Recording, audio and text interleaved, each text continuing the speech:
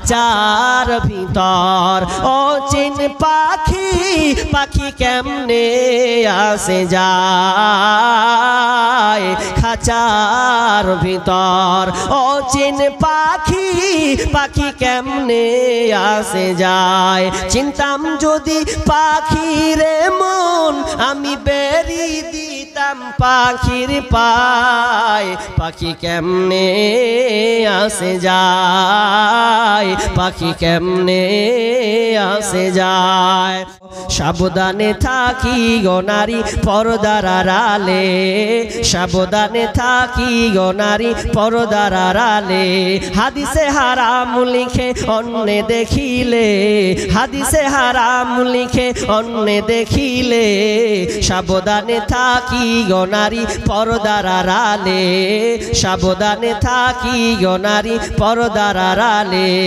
শোনো নারী কোরআনের বাণী যেও না গো পর্দা ছাড়ি শোনো নারী কোরআনের বাণী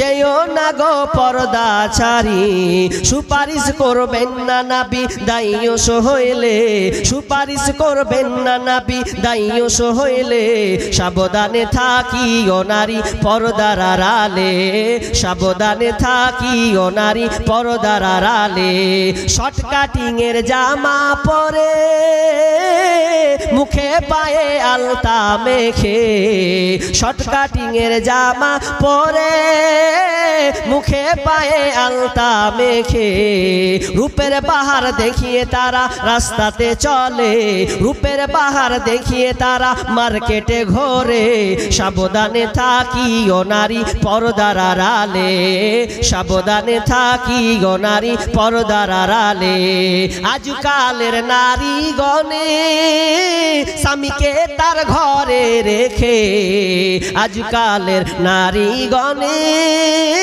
স্বামীকে তার ঘরে রেখে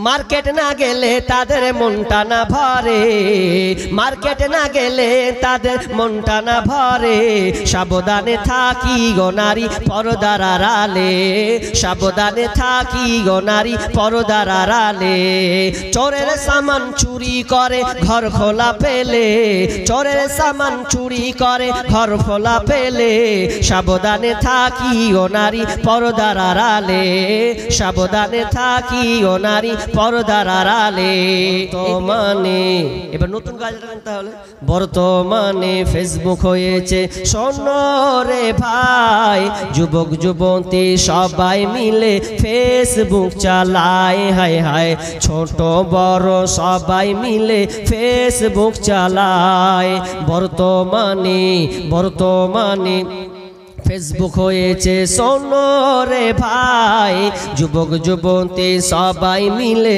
ফেসবুক চালায় হায় হায় ছোট বড় সবাই মিলে ফেসবুক চালায় ওরে কত প্রকার আইডি আছে কি বলবো রে ভাই ফেসবুক চালাইছি যারা তারা জানি ভাই ওরে কত প্রকার আইডি আছে কি বলবো রে ভাই ফেসবুক চালাইছি যারা তারা জানি ভাই ছেলে মেয়ে বুড়ি বুড়া একই রোগে খাইছে ধরা এই রোগে ডাক্তার কিন্তু ভারতবর্ষে নাই বর্তমানে বর্তমানে ফেসবুক হয়েছে শোনো রে ভাই যুবক যুবতী সবাই মিলে ফেসবুক চালায় হায় হায় ছোট বড় সবাই মিলে ফেসবুক চালায় ওরে ডিজিটাল দেশে দেখো আবার কি সুবিধা দিচ্ছে ফেসবুকে গিয়ে মেয়ে ছেলে সেজে আছে মেয়ে ছেলে সেজে আছে বর্তমান দেশে দেশে এখন কি দুঃখ কি সুবিধা দিচ্ছে ফেসবুকে গিয়ে মেয়ে ছেলে সেজে আছে মেয়েরা আবার ছেলে হচ্ছে শোনো রে ভাই কোনটা মায়া কোনটা পুরুষ চিনার কায়দা নাই।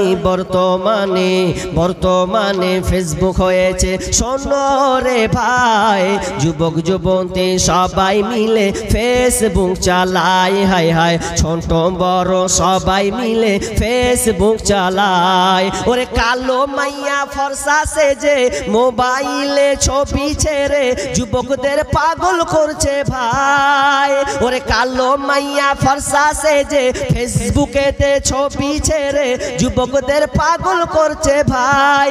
সরাসরি দেখলে পরে আসল নকল ধরা পড়ে, সরাসরি দেখলে পরে আসল নকল ধরা পড়ে, কোনটাই আসল কোনটা নকল ধরা পড়ে যায়। বর্তমানে ফেসবুক হয়েছে শোনো রে ভাই, যুবক যুবতী সবাই মিলে ফেসবুক চালায়। হায় হায় ছোট বড় সবাই মিলে ফেসবুক চালায়। আজকালকার মা বোনেরা ফেসবুকে ভিডিও আপলোড করে, আপনার কিনা নিজের চেহারা পর্যন্ত আপলোড করে। এত নির্লজ্জ মেয়েরা হয়েছে, স্বামী আপনার কিনা বাপকে তাওয়াক্কা করে না, মাকে তাওয়াক্কা করে না। মা আপনার বাপ বেহায়া হয়েছে, মেয়েকে মোবাইল ধরিয়ে দিয়েছে।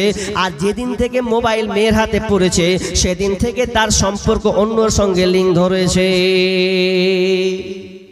মোবাইল দিন দিন শেষ করে দিলে, এতটা শেষ হয়ে গেছে, মাকে কেয়ার করে না, বাপকে কেয়ার করে না। আর প্রতিদিন ভিডিও ছবি আপলোড করছে, স্টোর ছাড়ছে, এটা সব পর পুরুষ দেখছে আর বলছেন হ্যাপি লাগছে, আর প্রতিদিন ছাড়তেই আছে। কিন্তু ফাতেমা রাদিয়াল্লাহু তাআলা আনহা, একজন বিশ্বনবীর বেটি ফাতেমা, তাদের চরিত্র দেখেন, তারা পর্দায় কিভাবে থেকেছে। আপনি বলছেন আমি নবীকে ভালোবাসি, ফাতেমাকে ভালোবাসি, মা আয়েশাকে ভালোবাসি, তা আপনার কর্মে আপনার বেটির কর্ম কেন মানে খারাপ? আপনি কেন পর্দা থেকে বাইরে আছেন? এটা তো কোনোদিন আপনি ভাবেন না। অথচ ফাতেমা রাদিয়াল্লাহু তাআলা আনহা কত পর্দার ব্যাপারে কতটা কন্ট্রোল ছিলেন, যে আসমা বিনতে উমাইস তার নানি বলছে বুবু তোকে একটা গল্প শোনাবো, শুনবি? তো বলছে কি গে নানি, কিসের গল্প? তো বলছে গল্পটা হচ্ছে এটাই যে তোর আব্বা কেমন করে হিজরত করেছে, ওটা খুব কষ্ট রে, শুনেছিস ওটা? তো বলছে তাহলে শুনি একটু। যেমনি বলছে বেটি, বলছে বুবু রে, তোর আব্বা মক্কা থেকে মদিনা হিজরত করেছে, লোক কত মেরেছে, কত কষ্টের সঙ্গে মক্কা থেকে মদিনা হিজরত করতে হয়েছে, আপনার আলোচনা করতে আছে। আপনার কিনা মারধর হয়েছে, আর আপনার কিনা ভুটের উড়ি চাপানো হয়েছে, মা গামছা দিয়ে আছড়ানো হয়েছে, কত কথা বর্ণনা করতে এক পর্যায়ে ফাতেমার মুখখানটা একটু এরকম হয়ে গেছে, মনটা খুব খারাপ, একটু টেনশন হয়ে গেছে।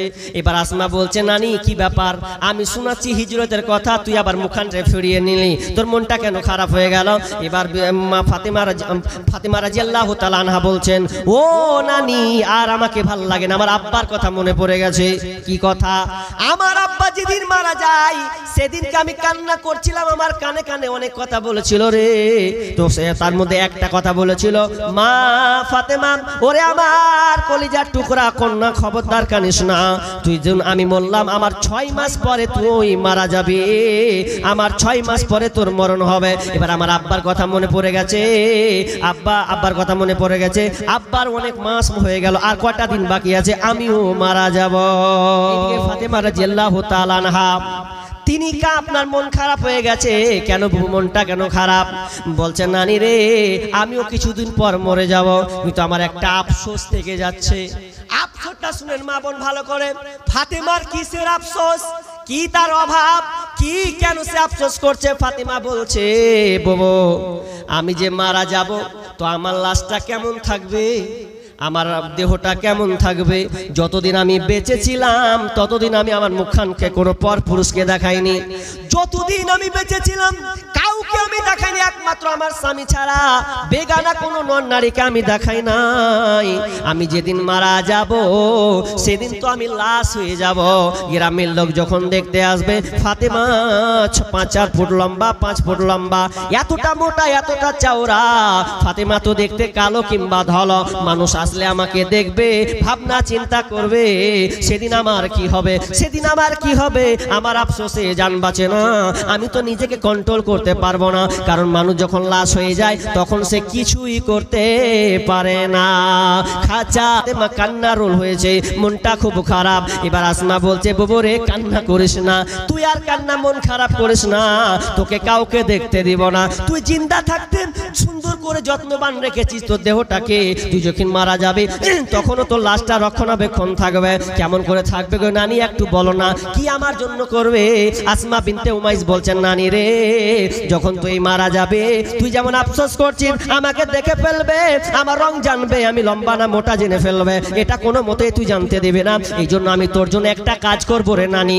কি করব, কি করবে গো নানি, ওটা আমাকে বলেন। বলছে, নানি রে যখন তুই মারা যাবে তখন আমি এমন সুন্দর করে একটা 4টা খুঁটি ঘুরে দেব, আপনার কিনা চারোদিকে 4টা খুঁটি গেড়ে দিব, গেড়ে দিয়ে এমন করে উপরে একটা চাদর দিয়ে দেব, উপরে এমন ভাবে চাদর দিয়ে দেব, নিচে তো চাদর থাকবে, উপরে লম্বা করে চাদর দিয়ে দেব, তোকে যেই দেখতে আসুক না কেন কেউ টের পাবে না, কেউ দেখতে পাবে না, কেউ বুঝতে পারবে না।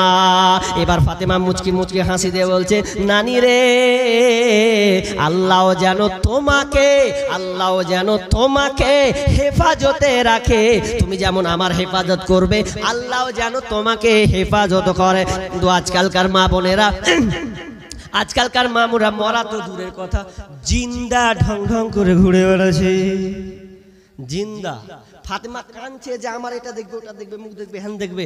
আর আজকালকার আমাদের মা বোন আওয়ারা জিন্দেগি ওপেন চলছে, যে দেখবি দেখা, না দেখবি না দেখা, ও তো দেখার লেগে বের হয়েছে রাস্তা দিয়ে। তো একবারও চিন্তা করলো না যে আমরা কোন ধরনের মুসলমান, যেই ফাতেমা কাঁদছেন লাশটা কেমন থাকবে এই জন্যে।